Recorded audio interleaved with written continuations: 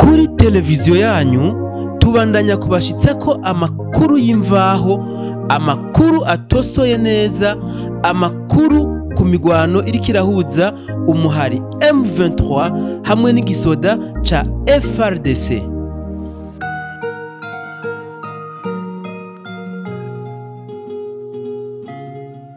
Tubamenyesha yuko amakuru ariko arava mu banyagihugu begereye igisagara ca Bukavu amenyesha yuko abasoda bo mu gihugu ca Uganda aribo bariko binjira ku bwinshi kuja gushigikira umuhari wa M23 hamwe n'abasoda b'igihugu c'u Rwanda bari basanzwe bariko barawufata mu mugongo. Ndetse tunababwire yuko muri iyo migwano yahabaye hariho umusirikare wo mu gisoda c'u Rwanda afise ipeta rikomeye cyane yahasize ubuzima, ndetse bivugwa yuko ari nawe yarayoboye ibitero biriko birabera hafi y'igisagara ca Bukavu.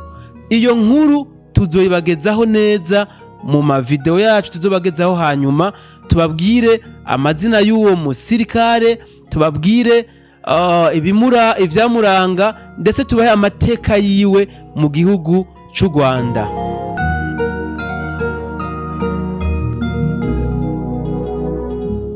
Inkuru tubazaniye uyu munsi ni inkuru yerekeye meeting yabaye kuwa kane igenekerezo rya gatandatu hariya kuri Stade de l'Unité yateguwe na M23, aho bari kubashaka kwereka abantu bo mu karere ka M23 indongozi zashinzwe n'uwo muhari M23 zigiye kurongora kajya karere. Nkuko mwabibonye ku mbuga zitandukanye, abantu bari benshi cyane gose bitabiriye ijya meeting, ndetse nabiravye neza bari buzuye akamwemwe nkaho menga bari bishimiye kiya gikorwa cyariko kirakoreka.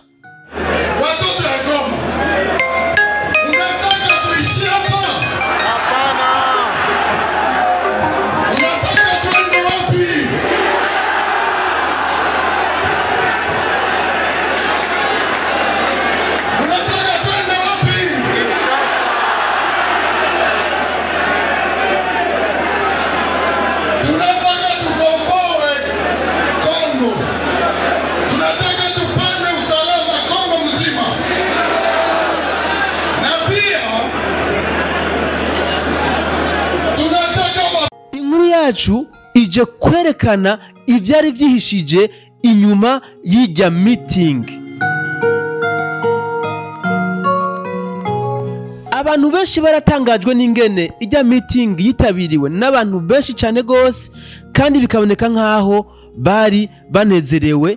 Ariko kandi inyuma y'ijya meeting hariho abandi bariko baraborezwa igufa, ndetse n'abandi bariko barakwa ubuzima.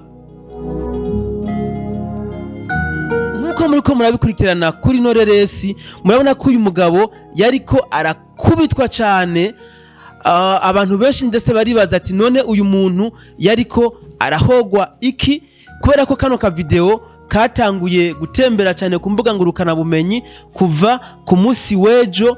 Ubona ko ari na gatoya atashobora kuvuga ikintu yariko arakubitirwa, canke abariko baramukubita ngo bashobore kuvuga ico bariko baramuhora. Ku makuru dukesha abantu bari muri kijya kibanza, uyu mugabo yari yanse kuja muri ijya meeting, aca yugurura iduka ryiwe ngo adandaze nkuko yarasanzwe ari umudandaza. Niko aba M23 baca bamutora baramukubita buyoka nkuko mubibona, ndetse ubu tuvugana ujya mugabo ni kiruruma, ari mu bitaro hajya Igoma.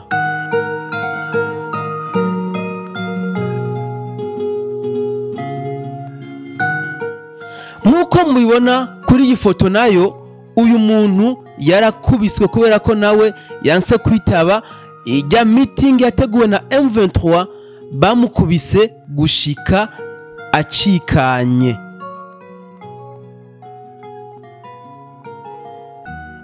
Biraboneka neza rero yuko kuba abantu bari benshi muri stade kandi umenga bafise n'akamwemwe, rujya ntigwari urukundo rwo gukunda indongozi nshasha bashiriweho na M23, ahubwo benshi bagiyeyo kugira ngo bakize igufa canke bashobore kurokora ubuzima bwabo, kuko kuja muri rya meeting byari tegeko.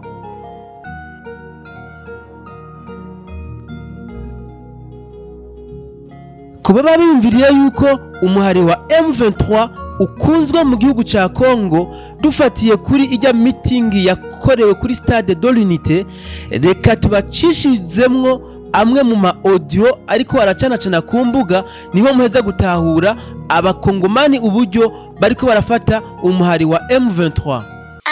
Problemi sasa kusumbua watu, mimi nakwambia. Ni ingorane zikomeye inshuti yanje. Abantu barakubitwa inkoni ataco bazira. Aya masaha tuvugana ni saa 9, abantu bamaze kwiyugarana mu nzu, nta numwe ari hanze. Inshuti yanje, umutekano wabaye muke cyane gose kuva aho umuhari wa M23 ufatiye kino gisagara cacu. Umwanya wose guma wumva amasasu. Nukuri Imana yonyene niyo ishobora kudufasha. Aho tugeze twebwe twaramaze kwihebura. Watu ni watu babaya. Inshuti yanje, bano bantu n'abantu babi cyane gose. Ndakubwiye n'abantu babi cyane gose. Ukoza akosa gato urakubitwa hahandi, urukoba rwo ku mubiri rukuvako. Aba ni hatari kabisa. Abantu ni hatari cyane gose. Imana yonyene niyo kudufasha. Sawa baba. Airtel Money ubu kugira ushoboye kuba worotera amafaranga yawe, bisaba ko utanga ku yandi mafaranga yongera kuyo wateza gutanga.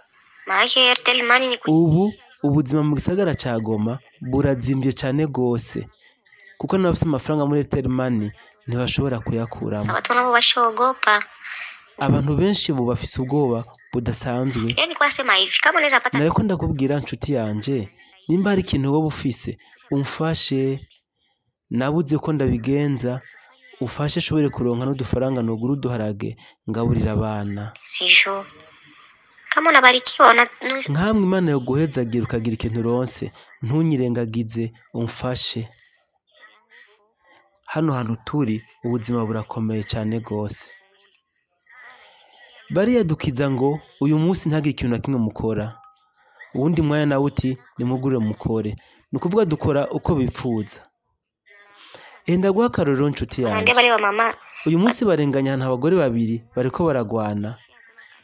Ikintu babishuye ngo ni mugwane, ni mwicane, twebwe nta busho dufise bwo kubafungiramwo. None wumva abo bantu nk'abo ari bo bashobora kuducungira umutekano? Turi mu mwijima uteye ubwoba. Iyo barenganya ahantu naho dufise itegeko ryo kubakomera amashi tukabaramutsa. Hariho byinshi cyane byerekana yuko atamukongomani n'umwe ashobora gushigikira umuhari M23, kubera yuko hariho ibimenyamenya byinshi byerekana yuko uwo muhari wa M23 uri kurahonyanga agateka kazina muntu, nko gufata abakenyezi ku nguvu. Ivyo biremezwa n'umugwi wa ONU. M23 biremezwa kandi yuko iri nyuma y'ubwicanyi bw'agahomera bunwa, biboneka yuko ryo bariho nyabwoko ririko rirakogwa mu gihugu kibanyi ca Congo. Ikindi kandi mwomenya nuko umuhari wa M23 uri kuracanishamwe abakongomani mu gushira imbere ubwoko bw'abatutsi, mu gihe tuzi yuko mu bwoko burenga 400 uri mu gihugu ca Congo atabahutu canke abatutsi bavugwamwo. Muca mwumva yuko umuhari wa M23 ukukira igihugu cy'u Rwanda, kuko iwabo ariho hari ivy'amoko y'abahutu n'abatutsi. Mudukundire tubashimire mwebwe mwabanye natwe kuva mu ntango gushika mu mpere ya kino kiganiro. Tubasabe mu gisangize bagenzi banyu kugira ngo babone ukuri kw'ibiriko birabera mu gihugu ca Congo, na cane cane amabi ariko arakogwa n'umuhari wa M23. Tubasabe mugire subscribe ku batarayikora. Tubasezeraniye yuko tuzokwama tubaha inkuru y'imvaho kandi tohojwe neza ku biriko birabera mu gihugu ca Congo.